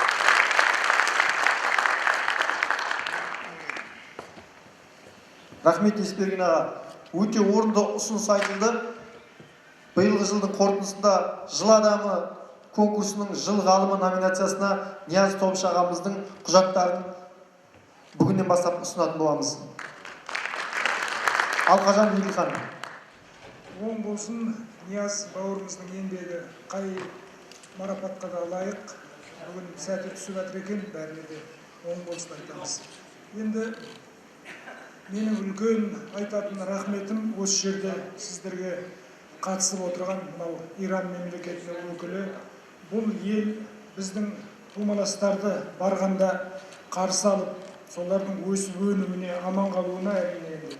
Сонымен бірге өсіп өнуіне, өзінің тілін, мәдениетін сақтап қалуына бірден бір көмек еткен ел деп, мемлекет деп, осылардың діні мен идеологиясы деп, осыларды үлкен бір мына Маңғыстаудың азаматтарының атынан үлкен рахметімді айтқым келеді. Күні бүгінге дейін бұл ел біздің бауырларымызды бауырына басып, анау бір ең керемет қасиетті жер Гүлстанда, сол жерде бір Иран менен жалпы мұсылманның қасиетті өзені Горганның бойында ұстап келе жатыр. Сол іргеміз құтты болса екен деп тілеймін. Ираннан келген бауырлардың, бұлардың рухани бөлек екендігін біздер бірден сездік. Себебі анау ең бірінші алғашқы футбол командасы келген кезде біздің шетпеде ең бірінші болып осындай микрофонменен Құран оқылды. Осы оқылған Құран менің құлағымда әлі күнге дейін тұр. Осы Маңғыстаудың рухани бағытқа, жаңа бағытқа көшкені мен өзім сол күннен басталды деп мен өзім есептеймін. Сол үшін де және сол сапарды ұйымдастырған бауырларыма өзімнің ішімде, өз айналамның атынан, қатар құрбымның айналасынан, ұрпағымның атынан айтатын алғысым шексіз. Енді тағы бір айтайын дегенім, мен Ираннан келген бауырларым көбіменен күні бүгінге дейін табақтаспын, дәмдеспін. Соның ішіндегі бір арнап ата кеттім себебі, ол кісілердің ішінде бір Бақыт Қазақ атанған жүрген жерінде күні біздер оны Бақыт Қажы деуші едік. Иманды болғыр сол кісіні еске алып өткім келеді. Бұл кісі жүрген жерінде өзінің өнеріменен, мінезіменен қазақ деген атаққа ие болған кісі екен. Ал қазір енді ол кісі бір өзінің қалауыменен үлкен ұлы жолдың бойындағы мына сол Жаңаөзен, анау Түркмен, Иран бағытына шығатын жолдың бойында өзінің қалауыменен сол жерден топырақ беріп жатыр. Өткен сайын ол жерден біздер сол кісіге еске алып арнап өтеміз. Ол кісінің әулие екендігін, зайырын әлде де көрсететіндігіне ол біздер сенімдіміз сондай. Ол кісі айтып кеткен бір әңгімені айтуды уақытта созылып бара жатса да соны жөн көріп тұрмын. Ауылға келгеннен кейін осындай бір той садақаның біреуінде кездескенде жайлап осы қасымда Нияз бар сияқты жайлап сұрайды, осы сіздің елде көріп жүрім бір оппозиция дей ма, бірдеңе дейтін бір адамдар бар көрінеді. Солар осы нені көздейді? Мемлекеттің басшылығына қарсы болғанда не айтқысы келеді? Бар не болып, неден шыққан деп соны бір оңашалап сұрайды. Білгенімізді айтып сол жерде онда мынандай деп сөйтіп түсіндіріп жатырмыз. Сондай бір көңілі өтпейтін жігіттер, топтар болады дейді. Әлі күнге дейін есімнен кетпейді. Әй, ана орыстың мына Маңғыстаудан бір оқшармай кейіншегінен шүкіршілік етпейме деген сөз мына жерде әлі тұр. Сол кісілер елді ел қылып біріктіретін сол кісілер ғой деп мен өзім ойлаймын. Бұл анау қарсы мемлекеттің ішіне қалай болып сіңіп кетті біздің ақсақалдар, біздің ел деп ойлағанда, сол жаңа Бақыт Қажы атамыздың ұстанған ілімінің, сол кісінің ұстанған қағидатының, сол кісінің парасатының арқасында ғой деп мен ойлаймын. Қазіргі бүгінгі біздегі тыныштықта, мынау мамыражай отырысымызда мінеки 20 жыл деп бір-бірімізді құттықтап, ойдағы қырдағымыз жиналып осындай қасиетті жерде отырысының барқылы, сол Бақыт Қажыдай ақсақалдардың сол парасатының жеткендігі бүгінгі сол кісілердің оқыған дұғасының қабыл болып жатқандығы ғой деп ойлаймын. Көп рахмет.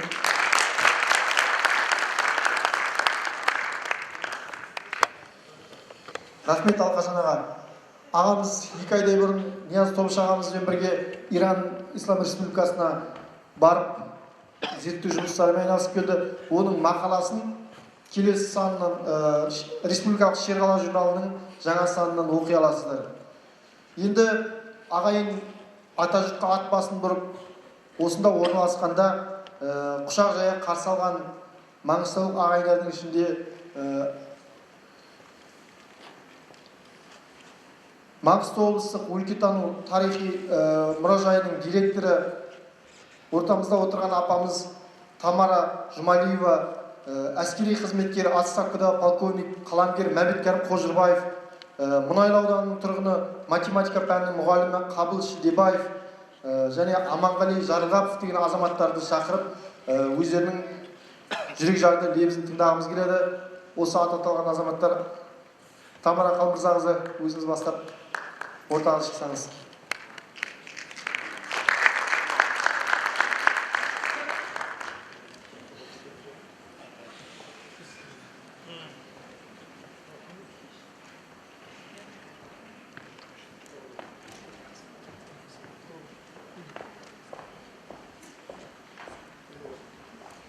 Құрметті ағайын, бүгінгі басқосуларыңызға оң болсын айтып, мынау қандастарымыздың елге оралғанына, ата жұртқа келгеніне 20 жылдық мерейтойымен өздеріңізді шын жүректен құттықтауға рұқсат етіңіздер. Әрине, Маңғыстау облыстық тарихи өлкетану мұражайының осы өлкенің мұрасын жиып теріп, оны бүгінгі ұрпаққа насихаттап отырған үлкен орын екені баршаңызға аян. Сол мұражай қабырғасында күнделікті теледидардан Ираннан оралған қандастарымыздың елге келу сапарын тамашалап отырып, сол мұражай қызметкерлерінің бір қолға алған үлкен ісі осы келген ағайынды мұражайды таныстырып, анау ата-бабасының туған жерінің тарихымен, осы өлкемізбен таныстыруды міндет еттік өзімізге. Сөйттік те, сол осы келген ағайынның ішіндегі Нияз Тобыш сынды азаматтармен байланыс орнатып, мұражайда осы 95 жылы күзде келген ағайынды 96 жылдың 14 марты жылдағы Маңғыстаудағы амал күні мұражайға шақырайық деп шешім қабылдадық. Сөйтіп, шақыру билеттерін таратайық десек, ол кісілер біздің кириллицаны білмейтінін ескеріп, Ниязға тағы да бейім салдық. Нияз бізге парсы тілінде шақыру қағаздарын жазып берді. Сөйтіп сол қағаздарымызды таратып, әр үйге барып жүргенімізде әрине уақыт алады. Сол ақсақалдарға Иманды болғыр Зайыр ақсақал бар, Ырысбай әкеміз бар. Сол кісілердің үйіне шақыру қағазды өзім алып бардым. Сөйтіп барғанымызда мен есіктен кіргенде ол кісілердің үйдегі отаналарымыз қолдарына шәйнектерін алып, қолыма су құйып, сол үйде кішкентай балалар бастағанда мен таң қалдым. Мен қазір ғана кірдім ғой. Сөйтсем, шай ішесің қазір, төрге шық деп жатыр. Сонда айтамын ғой, аға, осы қазақтың ең кереметтері алыста кетіп қалған сияқты ғой. Біздер қонағымыз бір сағат отырып әңгімелескеннен кейін жаңа кетуге жиналғанда апырмай шай ішпедің-ау дейтініміз бар біздің деп күлдім. Жақсы қазақтың сапалы қазақтар осы шетке кетіп қалған сияқты деп. Сонда мәз болатын. Сөйтіп біздің шақыруымызды қабыл алып, ол кісілер сол 14 март күні мұражай шаңырағының астында керемет басқосу болды. Сол басқосуды осы Нияз екеуміз жүргіздік.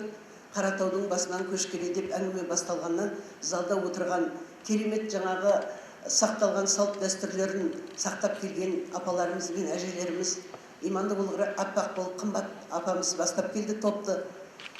Әдемі ішіктерімен, жадағайларымен, ілме жаулықпен келген ағайын ағаларымыз бар. Барлығы егіліп жылап, сол жерде керемет бір басқосу өтті. Дастархан жайып қойдық. Сонда және біздің бір істеген ісіміз сол Ираннан оралған ағайынның қолында келген өзгертпей сақталған салт дәстүрлерімізді, керемет мұра дүниелерді жинап алуға тырыстық. Олардың көбін бұл кісілер бізге мұражайға сыйға тартты. Біздің анамыздан сақталған, әкемізден сақталған мұралар деп, кейбір өздерінің қолынан шыққан туындыларын, тіпті кейіннен біз солардың қолынан шыққан киімдерінің де үлгілерін алдық. Сөйтіп әлгі сақталған салт дәстүрлер деп, сол дүниелерден әдемі қылып көрме жасадық. Сол көрмеміз біздің сол март айынан жаңағы 14 наурыздан бастап жазға дейін тұрды. Бүкіл қаланың, облыстан келген қонақтар қарады. Әлі күнге біз сол мұраларды халыққа көрсетеміз. Сөйтіп сол кездесуіміз біздің мұражай қызметкерлеріне үлкен бір шабыт берді. Елді сүюге, алыста жүрген ағайынның жүрегіндегі сартап болған сағынышты көріп, көзімізге жас алып, елді сүю дейтін осындай болады екен ғой дегенбіз. Сондықтан мен сол сезімдері үшін, адалдықтары үшін, елге деген осындай махаббаттары үшін ирандықтарды тіпті қатты қадірлеп басымызға көтердік десек болғандай. Сондықтан біздің ұрпақтың сіздерден үйренетіні көп. Сол сияқты мынау кейіннен Иран қазақтары туралы олардағы сақталған салт дәстүрлер, олардың ата-баба дәстүріне адалдығын елге паш ету жолында мұражай қызметкерлері бірталай қызмет істеді. Соның айғағы жаңа сол мұражай қызметкері Отыншы Көшбайұлының жазған жаңағы «Сыбызғы сыңсып жылайды» дейтін кітабын әр жерге таратылғанда республиканың түкпір-түкпірінен осы қалай деген азаматтардың ыстық ықыластарын естіп жатамыз. Міне осының барлығы Иранға жасалған бірнеше рет жасалған сапарлар, немесе мұражайдағы жаңағы жинақталған жәдігерлер, Иранға кетіп, елге келіп қоныстанған қандастарымыздың адал жүрегінің символындай. Сол кезде сол қандастармен қауышу деп жазған мақалам әлі күнге дейін сақтаулы. Сонда мұражай қызметкерлері Баян-өлгей өлкесінен Монғолиядан оралған қазақтардың ішіндегі бір ақын жігіттің мен өз еліме неге келдім? Біреу сұрақ қойған ғой, жаңа оралман деп атап жүргендердің біреуі. Неге келдің деп. Неге келдім дейтін сұраққа айтқан керемет әдемі жауабы, немесе сол сияқты осы елдің бір кәдесіне жарасам дейтін жүрек жарды жырын оқығанда әлгі келген қандастарымыз көз жасына еріп береді. Міне осының барлығы бізге нені айтады? Бүгінгідей керемет елбасының сарабдал саясатымен болған осыншама өзгеріс біздің елге қосылған бір тағы бір елді сүюге, жерімізді қадірлеуге, болашаққа ұмтылуға серпін берген сияқты. Сондықтан бүгінгі жиынды ұйымдастырушыларға үлкен рахмет айтып, біз қалай болғанда да осы бүгінгі мынау елге оралған қандастарымыздың бойындағы осындай жақсы қасиеттер кейінгі ұрпағымызға болашақ қазақ дейтін елдің ұландарына жұғысты болса екен деп, елді сүюді, елді қадірлеуді біз осы кісілерден үйренейік дегім келеді. Орталарыңыз толсын. Рахмет. қаламгер Мәмбеткәрім Қожырбайұлы.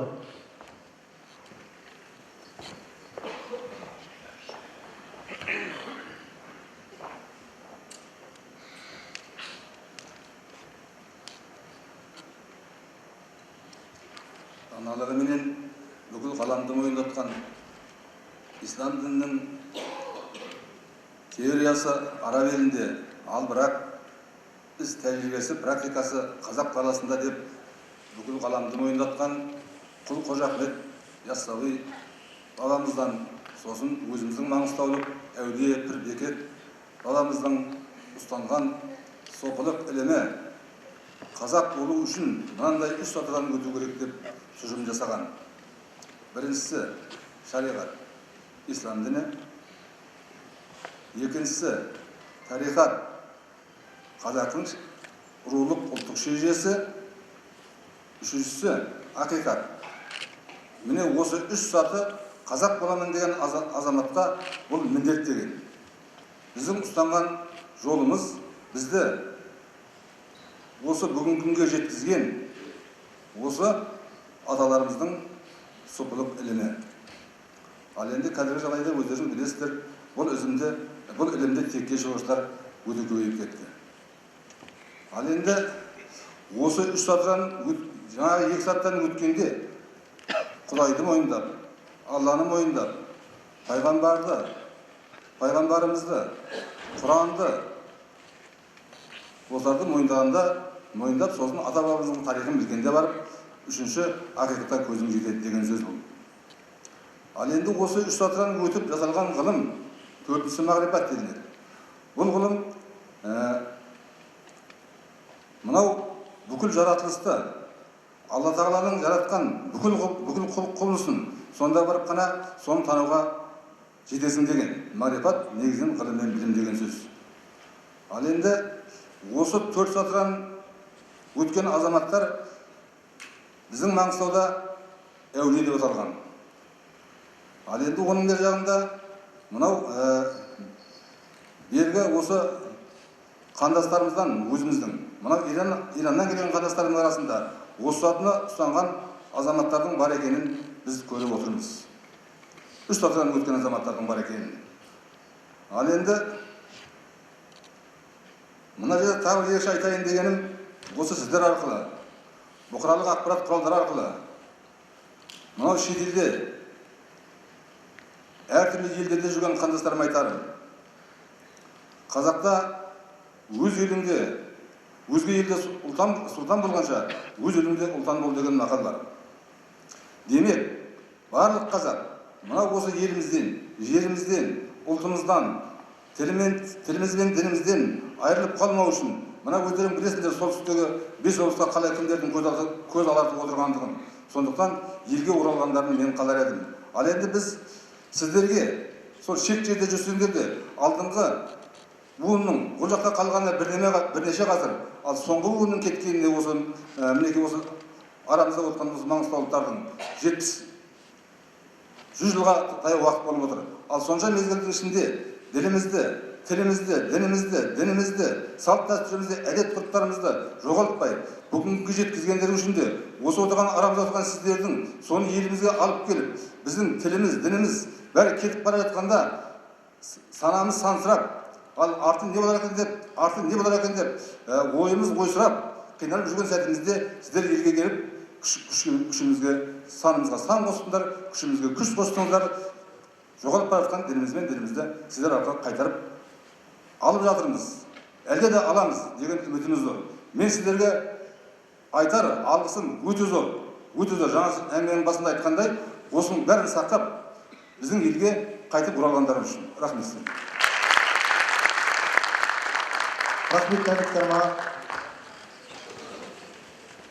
Қабыл Шілдебаев, Аманғали Жарылғапов деген ағаларымыз болса, олар да ортаға шықса. Ассалаумағалейкум, ағайын. Мына кешегі 20-ші ғасырда теперіш көрген отбасының бірі осы біздің отбасы деп білем. Себебі мен Сарытай дейтін әкемнің әкесі осы халық жауы болып 10 жыл кесігін Сібірде аман есен өтіп келген кісінің бірі. Ол айтады, бір күні дейді, осы балалар, сендер бақыттысыңдар. Бұл енді өткеннің көзімен қарағанда болуы мүмкін. Бізді дейді, 2000 аламан айтып кетті дейді, жаңағы желкемізден алып, толықтым, лақтырады дейді кәдімгі. Енді солай Сібірдеміз, Архангельскі дейді, Беломордан алды қаздық дейді. Сонда айтқаны бір құжыра тұр дейді.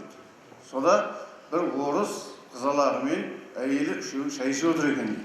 Біз сыртта 45-50 градус аязда ұшып кетейін деп тұрмыз дейді. Сонда елге барып, отбасыммен мынадай отырсам арманым жоқ деп едім дейді. Содан енді бардық дейді, енді сәл айтайын. Содан бір күні бір адам үлкендеу кісі елулерді егеріп қалған. Ауырып тұрау деймін, арықтан өте алмай тұр екен дейді. Азиат деме жіберді дейді, деме жібердім дейді. Сөйтіп барағын апардым, кейін таныстық. Бұл кәдімгі Алашорданың белгілі қайраткері Міржақып Дулатов екен дейді. Сонда дейді, бір күні қызынан хат посылка келді дейді. Сонда жазды дейді. Көке 5 секердің ішінде бас секер өзің шеше деп. Келген ғой. Ойып жіберсе ішінен ақша шықты дейді. Сонда Міржақып былай деп айтты дейді. Жігіттер, елге аман есен оралғандарың кез келгенмен дос болмаңдар. Мен мына 200-дей жігіттің басын даудан аршып алып едім. Сауатты едім. Сол 200 жігіттен 2 түйір сәлем келмей, ізімде қалған қызымнан мынадай келіп отқан қараңдаршы деп айтты дейді. Сонда енді қатты қиын заман болған ғой.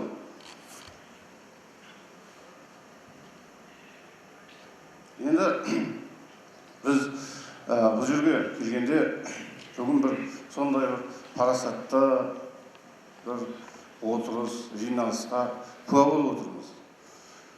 Енді мен мына осы неде айтар едім, бір күні бір діни сауатты адам керек болды да, ұстаз ғалым Ақмұрзай Мұрат ағамнан сұраған Ералы жақта. Осындай бір діни сауатты адам керек еді деп, Нияз ағаның телефонын берген. 10 жыл болды, содан араласпыз, құраласпыз, ортасы таза, кәдімгі үлгілі. Бүгін жаңа өлең оқыған баламды ертіп келдім. Олың өссе олы жақсымен ауылдас бол деген. Енді ол, біз енді тек қана жақсы жақтарымызды айтамыз ғой, бірақ енді өзіміздің ел болып қалыптасуымызда, салт дәстүрімізді сақтауымызда, мына ағайындардың алдында шындары сәл кемшін кеткен тұстарымыз бар. Соның үшін бұларға басымызды иеміз. Мысалы, тойларда, томалақтарда ерлер түгілі біздің жолдастарымыз да бір стакан соғыстырып қояды. Сонда мен айтам, міне ел деп, адамзат деп, міне мына ағайындардан үлгі алайық деп. Енді айтайын деген, мына экспонатта тұрады жәдігерлер. Сонда адам көреді, біздің ата-бабамыздың қолынан мынадай бұйым шыққан екен деп. Сол сияқты адам дейтін осындай болу керек екен ау. Азамат дейтін осындай болу керек екен ау. Парасат дейтін осындай болады екен ау деп соңғыларымызға үлгі беретін орта деп айтсақ, артық айтып, мен мақтап тұрғаным. Сосын мен осы неде өмірімде үш бір жүздесу болды. Біреуі Глеб Борисович Померанцев дейтін реакторда мен жетекшім болып құрған руководитель, кәдімгі әлемге танымал ғалым. Соның жетекшілігімен біраз жұмыстандым. Екінші Герольд Бельгер дейтін неміс, пах оның қайраткерлігі. Сосын енді үшінші білен Нияз ағам, оның жүрісі қандай, сөзі қандай. Осындай ағаларымыз деп ортамызда жүре берсін, бізге үлгі бол.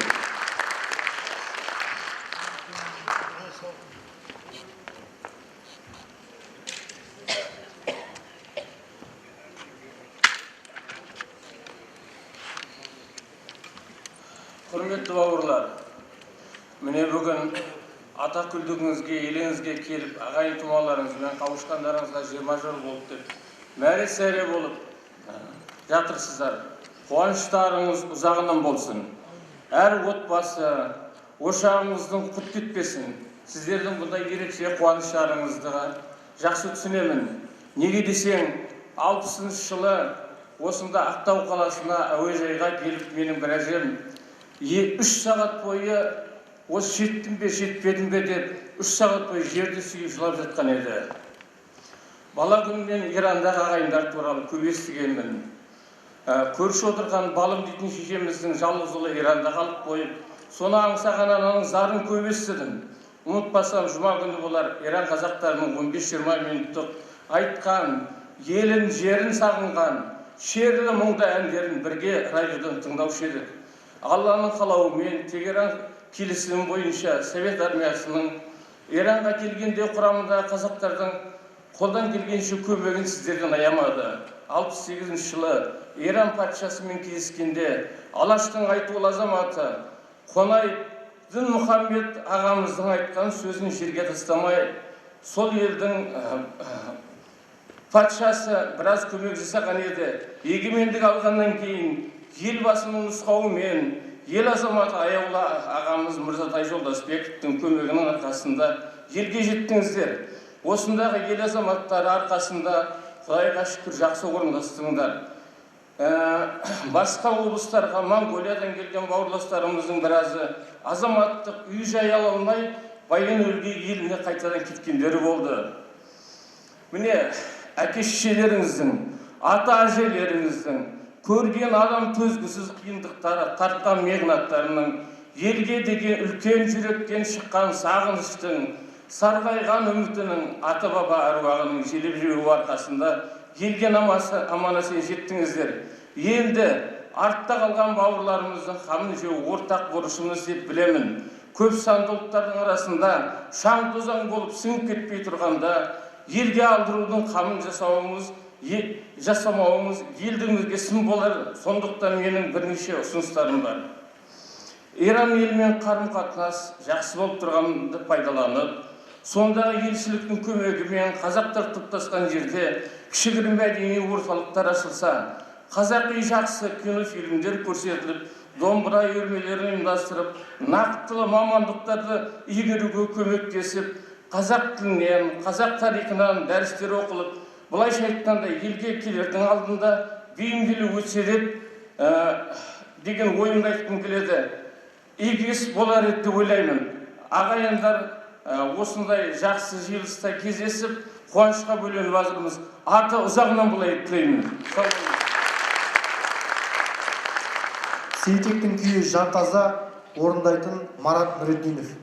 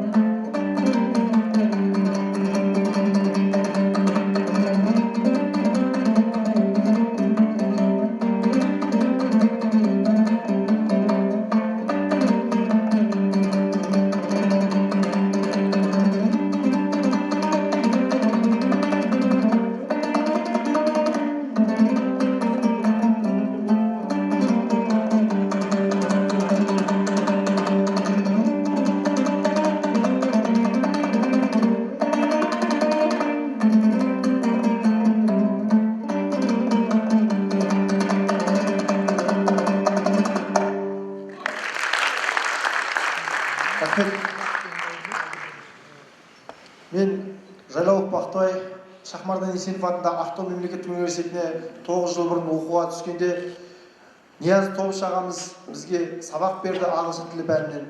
Мен ол кісіні ұстаз ұстап шын мәнінде зиялы тұлға, жанкешті ізденуші ғалым. Екі ора әңгімемізде Иран-Ирак соғысында оқ пен оттың ортасында жүріп бала оқытқан, ағартушылықпен айналысқан азаматтың тағдыры мені қызықтырды. Мен өзімде педагогика маманы болып бітіріп шықтым. Болашақта Нияз ағамыздың қызметі, еңбегі, өмір жолы туралы бір еңбек жазғым келеді. Ал әзірге ағамызды тек тыңдаумен шектеліп жүрміз. Кешімізді қорытындылай келе тілші, ғалым, аудармашы, ұстаз, бірнеше ғылыми еңбектер мен аударма кітаптардың авторы, құрастырушысы Нияз Тобыш ағамызды ортаға шақырамыз.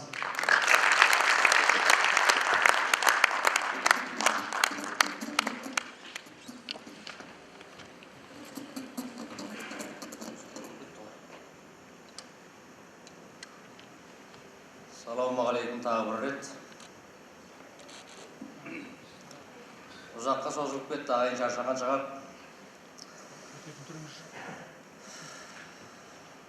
Бәріңізге рахмет. Осындай демалыс күніңізді бөліп, келіп жиналып.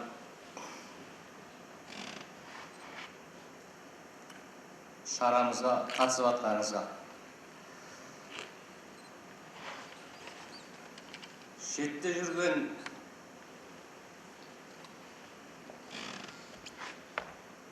дәуір ағайынның айтқандай толқып тұрмын.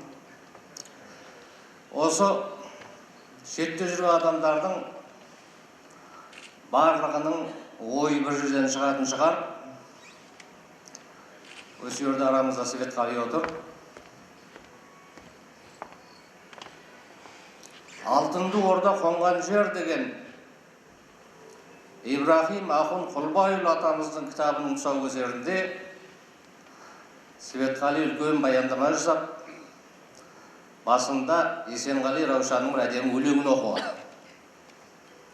Сол өлеңді мен жаттап алдым. Светқали сияқты жеткізе алмаспын. Әрбір осындай ағайынның жиналысында бас қосқан жерінде соны айттым беріп түрткілеп тұрады мені. Есенғали Раушановтың өлеңі бар.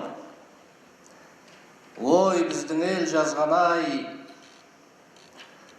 ой, біздің ел жазған-ай, қатпарда қатпар қаратас қатты емес деп саздан-ай.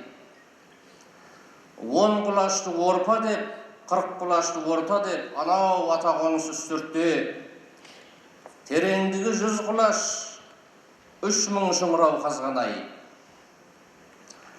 Әлқисса сол 3000 шыңырау мен барсам, жер бетіне көтеріліп тіптіке, биіктігі 100 құлаштан арасқан, аспан менен таласқан 3000 мешіт мұнарасын айналар.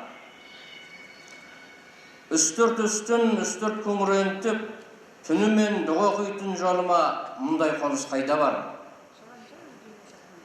3000 мұнара қирамайды, сынбайды, көріп бедің мұндайды. Тек қана мен кеткен соң жерге барып тіптіке, шыңырау болып тына қалады ақырын, қайтып пенде болып қалпына түседі, мен сықылды пақырың дейді. Ол Есенғали Раушанның шетте өскен, елді аңсаған, Маңғыстауды аңсаған, Үстіртті аңсаған бәрімізге ортақ өлеңі. Мен бұл жерде енді созғым келмейді әңгімені. Рахмет айтқым келеді бәріңізге. Соның ішінде ең алғашқы болып көрген ағамыз Есен Күмісқалиев ағамыз отыр жоғарыда. Ең бірінші болып бізді қарсы алған, көші-қонды басқарған, иманды болсын арамыздан кеткен Сейдалиев Жаздырхан ағамыз қазір болғанда қуанып отырар еді. Содан кейін осы жерде 3 азамат отыр. Али Сахимов бастаған, Түменбай Қалжанұлы ағамыз жалғастырған, сосын Шапай Әбілов ағаларымыз. 20 жылдан бері осы көші-қонмен айналысып, келген адамның мұң-зарын бәрін естіп, қолынан келгенше көмектескен. Соларға арнайы рахмет айтып, осы жиынға сонау Алматыдан жұмыстардың бәрін тастап, үлкен басыммен келіп отырған Ислам Жеменей доктор ағамызға рахмет айтқым келеді ерекше. Басқа да азаматтар бар осы жерде келген. Мен енді жазған бұзғандарым бар, азғантай оны көрсетіп жатып уақыт алғым келмейді. Міне жерде 70 жыл бойы, 80 жыл бойы біздің кеше аталарымызға пана болған, екінші еліміз болған, әлі де қандастарымыз отырған үлкен 3000 жыл тарихы бар Иран Ислам Республикасының өкілі Махмуд Адиб мырза отыр бұл жерде, бас консулымыз. Солардың барлығына рахмет айта отырып, сөздің соңында осы аталған ағалардың барлығына, ағайынның барлығын ортаға шақырғым келеді, сый-сияпатымыз бар азғантай.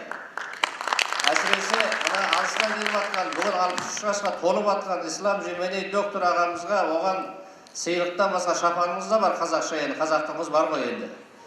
Сосын басқа сыйларға бәріне қанық шығар Махмуд Адиб мырзаға қазақи шапан жапқымыз келеді. Сосын басқа ағайындар Есен ағадан бастап жоғарға шыққан жақсы көріп отырмыз. Есен Күмісқалиев аға бар, Али Сахипов ағамыз бар, Түменбай Қалжанов ағамыз бар, Чапай Әбілов ағамыз бар. Сосын мына жерге барын жазып қойдым. Отыншы Көшбайұлы деген ағамыз бар. Есберген Іңірбайұлы ағамыз бар. Солардың барлығы осы сахнаға шыққан жақсы көріп отырмыз. Аталған азаматтарды шақырамыз. Сый-сияпатты үйлестіруге көмектесу үшін ұйымдастыру алқасынан бір адам келсе. Жігіттер көмектесsin. Ағалар тұрыңыз.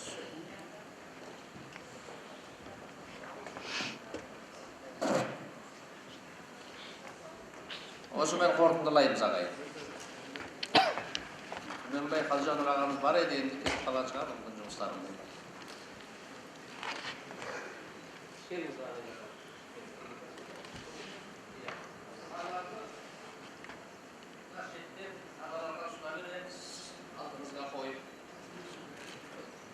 Бұл қасиетті Құранның аяттары жазылған, сіздерге арналған сыйлықтарымыз ағайындар тарапынан.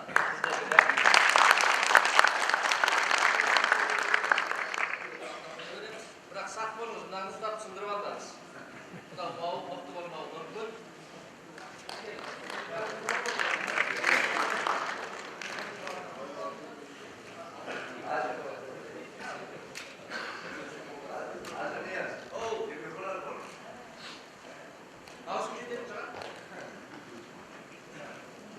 Қасиетті Құран аяттары жазылған, Аятул Күрси, назар дұғасы жазылған керемет әдемі картиналар естелік сыйлыққа тартылу етіп жатыр. Сондай-ақ қазақтың ұлттық шапаны және Құран кәрім кітабы қонақтарымызға сыйлыққа тартылады.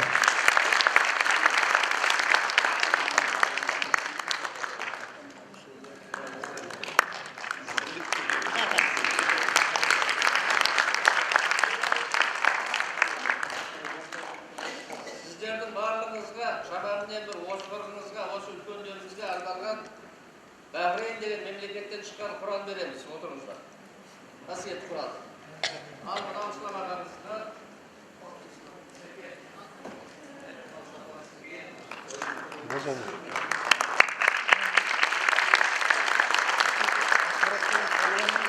Қасиетті Құран кәрім кітабы көрсетіп қойыңыз қалды.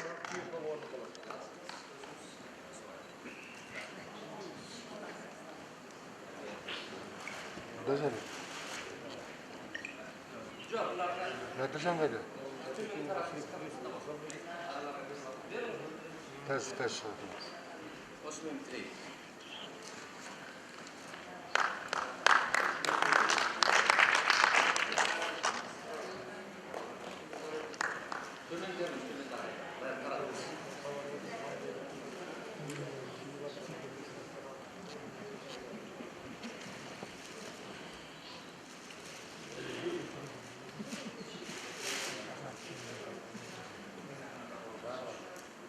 Мынадай керемет картина Аятул Күрси, Фатиха сүресі, назар дұғасы жазылған. Біреуін сыйға тартқадым, әрқайсысы сондай. Бірақ абайлап көтеріңіз. Қабыл болсын, қабыл болсын.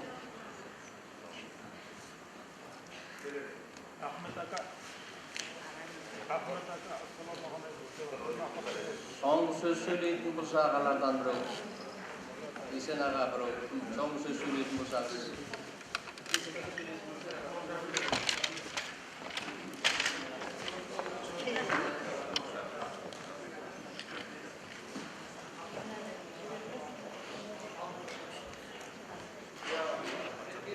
Қадірлі ағайын, шынында да бүгінгі мына бас қосуымыз өте жақсы өтті деп айтамыз.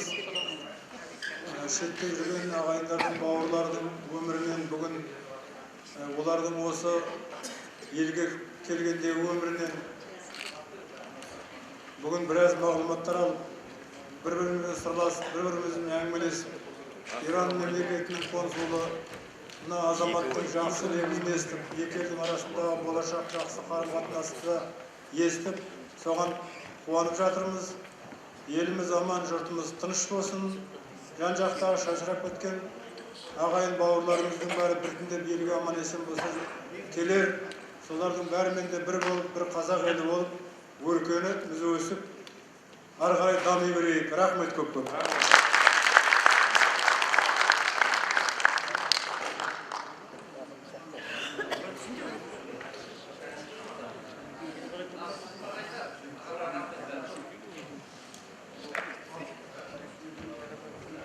Енді ағайын 20 жыл бұрын көш бастап келген еліміз бүгінде өз халқына әбден сіңісіп, ел қатарлы бақуатты ғұмыр кешуде. Біз олардың барлығына зор денсаулық, отбасыларына амандық тілейміз. Алла енді қазақ елін тыныштықтан, бейбітшіліктен, тәуелсіздіктен айырмағай. Барлығыңызға осы ағайындардың атынан қасиетті Құран кәрім кітабы табыс етіледі. Осымен салтанатты шарамызды жабық деп жариялаймыз. Назарларыңызға рахмет.